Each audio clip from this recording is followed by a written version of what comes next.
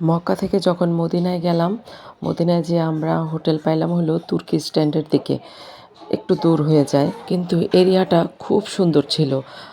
যে জায়গাটা দিয়ে আমরা হাইটে আসতাম সেই রাস্তাটা অনেক সুন্দর ছিল, পরিষ্কার পরিচ্ছন্ন, খুবই সুন্দর। তারপরে আবার যে দিক দিয়ে আমরা মসজিদে নববীতে ঢুকি, এই যে এখানে যে ঘড়িটা দেখাইলাম, এরকম কয়েকটা ঘড়ি আছে। আর এই যে এরকম একদম আমরা কিন্তু মসজিদে নববীর সামনে, এই পাশটা দিয়ে ঢুকতে আমাদের ডান পাশে ছিল গামামা মসজিদ, আর বাম পাশে ছিল এই যে বড় বড় বিল্ডিং ছিল, এগুলো হোটেল। আর এইখানে হইছে বসার মতো অনেক সুন্দর সুন্দর জায়গা ছিল, একবারে পার্কের মতো আর কি। হ্যাঁ, আবার খাবারের বিভিন্ন রকমের দোকানও ছিল। আর এই দিক দিয়েই আমরা এই যে মসজিদে নববীতে ঢুকি। এটা হচ্ছে 310 নম্বর গেট দিয়ে আমরা ঢুকতেছি। আমরা এর আগের বার ছিলাম একদম এর বিপরীত পাশে।